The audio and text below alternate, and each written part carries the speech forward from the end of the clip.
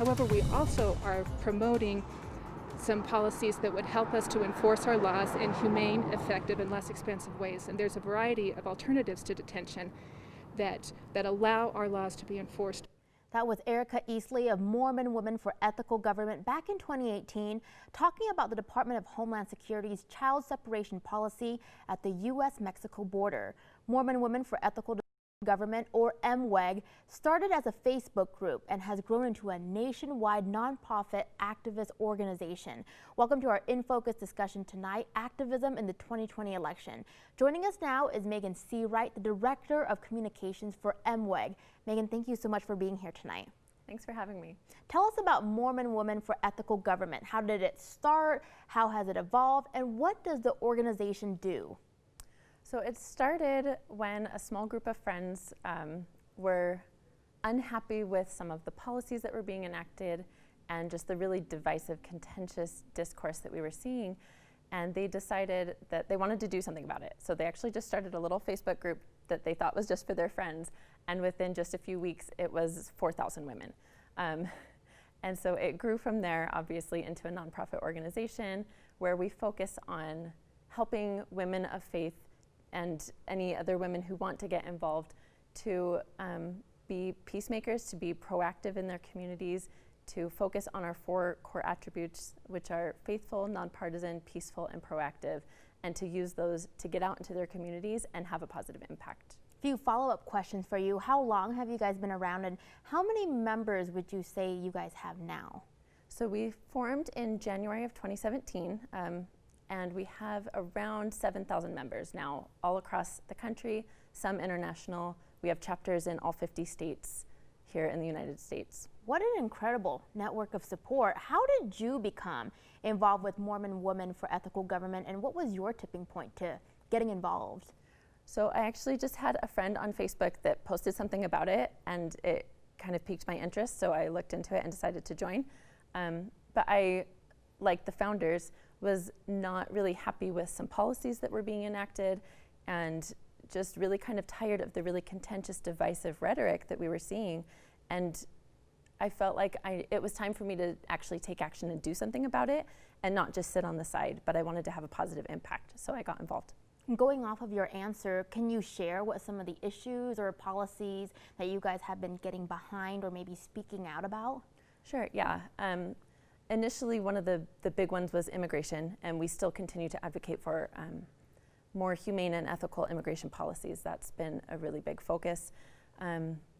We've also done some work with anti-racism, with anti-corruption, defending kind of the norms and rule of law within our government and our elected officials. I really commend you for speaking up and being part of such an incredible group. How have you organized, and how did you make the jump to activism? So we actually jumped to activism quite quickly from being just a Facebook group. Within just a few weeks, we started holding rallies and vigils and letter writing campaigns, and then started meeting with staffers of members of Congress, and then meeting with those members of Congress and holding all of these events and really building partnerships with other nonprofit organizations around the country and within our sphere of influence to build our network and to grow our influence and to really learn what we could do to be effective on the issues we were taking on. What effect do you think your organization has had on the election and maybe its results as well? So we really have focused the last few months on helping to get out the vote. That's been a really big focus of ours, is getting out the vote and also helping to educate and inform voters so that they know about some of the different policies this year with some of the changes with COVID to voting policies and procedures, and to just really be able to be an informed voter. And so we put out a lot of good information about this, and our messaging has reached hundreds of thousands of people. We also encouraged our women to get out and volunteer, and we had so many of our members getting out and volunteering as poll workers, phone banking, driving people to the polls, registering voters, all of these different things. And even just countless stories from our members of their friends asking them questions or them taking good information to their friends about, you know, ballot initiatives or how to register to vote, or people saying, hey, I don't know where my polling location is, can you help me find it? And so I think the cumulative effect of all of these women just doing even some small, some really big acts within their spheres of influence, I think added up to quite a big impact. And as we've seen from this election, your guys' efforts have not been in vain. Why do you think that there are so many more women or women groups who are becoming activists or activism groups? I think a lot of it has to do with wanting elected officials and policies that reflect the issues and values that we champion or that we value ourselves. We have a lot of our members who really care about issues like immigration or family separation or anti-racism, anti-corruption issues. And so they've gotten involved around these issues because they want those issues to go in a direction that they are comfortable and happy with, and they weren't feeling that. And so they've really rallied around some of these issues. We did, this fall leading up to the election, we did a whole principled voter initiative, and it was all about voting based on the issues that you care about and how those policies and those issues impact other people, considering the impact that your vote will have on your community and on people around you. And it really resonated with a lot of women. It brought a lot more women to our organization during that time because this message of voting based on your principles really resonated with so many people. Thank you so much for being so civically engaged. Folks, you've been hearing from Megan Seawright, Director of the Mormon Women for Ethical Government. Megan, thank you so much for being here tonight. Thank you. Thanks for staying with us for the second segment of our In Focus discussion tonight, Activism in the 2020 election. Joining us tonight from the Northern Utah Black Lives Matter organization are Jacarri, Kelley, and Tiffany Alexander. Ladies, thank you so much for being here tonight. No problem. Thanks for having us. Yeah, ladies, this is a question for both of you. How did each of you become involved in activism? And Jacarri, I'll start with you. I started because my grandparents were, well, my grandfather was in the military, and he was the first black man to own an American Legion in Ogden, Utah. So that was like our base hub where everybody knew it was a safe space for black people to go to and have fun, you know, talk, have events, have meetings. I was his little secretary, so I started like making memberships for the for the American Legion Auxiliary at a very young age. So that's how I got started, by my family being such activists in our community in Ogden. Tiffany, what about you? So I got started just because I got tired of seeing the same thing over and over again. This has been going on for a very long time, ever since I was little, from what I can remember. I always thought to myself, like, what ways can I make a change? Because at the end of the day, we're all human. So I don't understand why we even have to say Black Lives Matter, like we should just automatically matter. But I do want to make the change. I do have children, you know, ages 14 and down. And so I want to show them that it's okay to stand up and fight for what you believe in, and it's okay to make a change for the better. And I just want to create a place of unity for all of our children to live in. I do want that statement, all lives matter, to actually be accurate and be factual. But right now I don't think all lives matter because Black lives are not included in that all lives statement. So I'm just here to try to bring about the change, and I want unity in our nation. And we need to clear up the misconception. A lot of people misunderstand that Black Lives Matter, thinking that Black lives are superior to everybody else, and that's not the case. We want it to just be equal. Yes. Jacarri, talk about the activism of Black Lives Matter. What kind of things does your organization do, and how is it a continuation of the civil rights movement?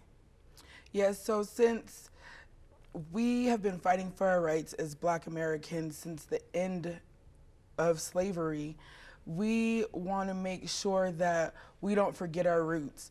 So Black Lives Matter is just not a movement, it's a continuation of what our grandparents did and our grandparents' parents did and what they went through. And we want to make sure that that's something that we teach our kids, that they should never be ashamed of who they are and where they came from. And we don't exclude anyone. Our Black Lives Matter chapter in Ogden is open to anyone. We have ally education, we have play groups for kids, we have unsheltered outreach that we do. So, you know, we're busy like 7 days a week, literally. We don't take no days off. And my phone's always ringing, even at 2 o'clock in the morning. When people need help, I want to be there for them. I want them to feel like they have a place to go. And I want to pay homage to my mentors and the people that brought me up by giving me these life lessons and teaching them to my son myself. Now, Tiffany, this year has been a year that we could have not even predicted. Talk about the impact of COVID-19 and the murder of George Floyd on your guys' activism.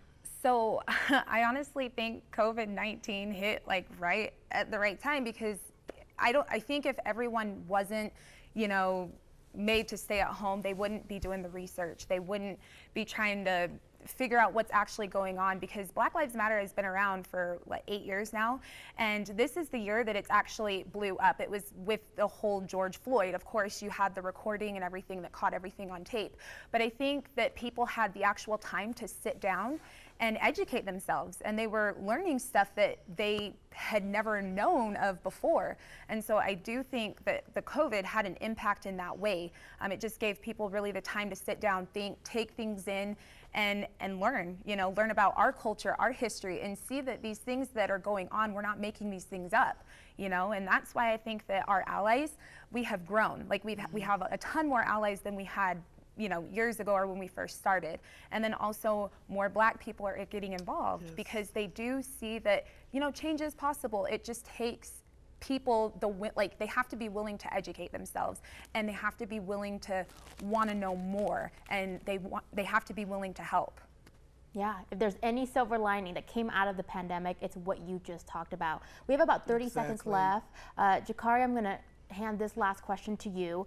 How do you think that your efforts, whether it was Northern Utah Black Lives Matter, all the other activist groups, has impacted this year's election, both nationwide and in Utah? It was the constant education that every single Black Lives Matter chapter, protest, and rally did since the George Floyd death. I've been doing it myself for 3 years. And as you see, I was at the Utah State Capitol, so I can't really talk right now. But it's awareness, constant awareness, and keeping pressure on the government and the elected officials that we chose here in Utah to make sure we get what we need, because it's we the people of the United States. It's not just those people, it's all people, and Black people are included in that. Well said. Folks, you've been hearing from Jacarri, Kelley, and Tiffany Alexander from Northern Utah Black Lives Matter. Ladies, your work is so crucial to our community. Thank you for joining us tonight and being a part of this discussion. Thank you. Thank you. The investments we've made through the work of Fair Fight, we have seen progress being made, and I think absolutely we can not only deliver 16 electoral college votes, we can deliver 2 U.S. Senate seats. That was Stacey Abrams, founder of Fair Fight, talking about the work she did to empower voters and help end voter suppression in Georgia. After a hotly contested race for governor of Georgia, Abrams ramped up her activism against voter suppression all across the country. Stacey Abrams may be 2020's standard bearer for activism. Joining us now via Zoom is Marisela Martinez-Cola, associate professor of sociology at Utah State University. Marisela was living in Georgia during Abrams' run for governor and the start of her Fair Fight organization. Marisela, thank you so much for joining us tonight. It's my pleasure to be here. Thank you for having me. Yeah, tell us why you became interested in studying activism from an academic standpoint. Well, it started early on in my career, actually, when I was a director of multicultural affairs. I was responsible for advising students on their different monthly events. And, you know, I knew Black history very, very well and was really familiar with it. And I had Latinx, Asian, Native American students come into my office, and we're having a conversation, and they just said, did we do anything? Or did we just kind of sit on the sidelines? And it just sparked me trying to find all this information. And since then, I actually created a course called Civil Rights of a Different Color, where we begin with the Black Civil Rights Movement and then study the Latinx, Asian American, Indigenous, LGBTQ+, and disability rights movements together to be able to see how how the history impacts what's happening today. Yeah, it's all towards allyship and us helping each other as communities of color. Historically, activism has always been a part of this country. How would you describe it in the process to make change happen? Well, your previous guest actually illustrated it so beautifully. I was, nodding my head as they were talking. Both of them said that they had a history of this in their families. And this is something that has been passed down from generation to generation, from Sojourner Truth and Ida B. Wells and Ella Baker, and to Dolores Huerta and Lucy Gonzalez Parsons and Mary McLeod Bethune. And you have Grace Lee Boggs. I mean, there's all these incredible and amazing women in particular who have made their mark. And this sort of tradition of passing things down through the generations is something that lives very, very beautifully in communities of color. A lot of activists that I talk to tell me that it's not that they want to be an activist, they have to. They need to be an activist. Sometimes it's not really a choice. Can you talk about the civil rights movement, the ERA? How come these issues took so long to resolve, and what are the barriers to them, and how did activism move these issues forward? Yes, it took so long, and in many ways, as we can see, it's still taking, a lot of time. Even though the Voting Rights Act passed in 1965, we still have a tremendous amount of voter suppression that's happening around the country. And so it was a really big victory in this last election that so many people did come out and we're told we're not invisible. We are here too, and our voices matter. And so I think one of the things that, really that history of not giving up and not necessarily buying into what I call "we'll come back for you later" politics. Let's handle this and then we'll come back for you later. And there's this sort of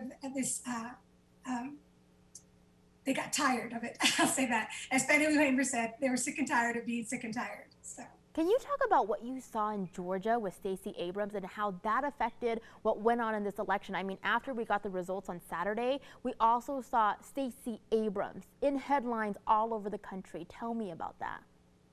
Yeah, absolutely. And Stacey Abrams is one of many Black women around the country in many of these predominantly Black cities like Philadelphia, Atlanta, Detroit, that really made such a critical difference. In 2018, she ran for governor and lost by 55,000 votes.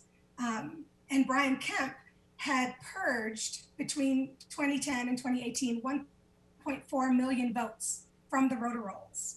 And so when you sit and think about what I appreciate so much about her, and I think what inspires so many women and women like myself, a Chicana, from Battle Creek, Michigan, is that she didn't just take the loss. She got up and said, no, I'm going to do something to make it so that this doesn't happen again, and that people's vote matters and counts. Yeah. Marisela, we have about 60 seconds left. I kind of want to let you share whatever it is you want to share with activism, whether it's your predictions in the future, where you see this going to 5 to 10 years. Tell me what your last thoughts are as far as activism in the election. One of the things that always inspires me, and it's probably one of the reasons why I got into teaching, is the youth. As I was doing research for tonight, I was reading about a young woman named Michaela Brown in Philadelphia who created this organization called Gen Z to get out the vote.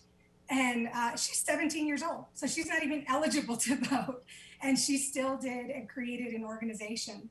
And I think what happens is, particularly with this younger group of people, they're really showing that what matters is to be able to pound the pavement, right? Empower the people and promote on social media and social platforms. I think those are the things that the younger generations really have down, that they don't have to be necessarily these big, high-cost events, but that there can be a lot of creativity involved in that, and that's incredibly refreshing. Every single effort, no matter how small or how big, mattered in this election. And I think we learned you don't undermine any single effort, because all of them together is what really contributed to this outcome. All right, folks. Marisela Martinez-Cola, Associate Professor of Sociology at Utah State University. Marisela, thank you so much for joining us tonight. Thank you. It's my pleasure.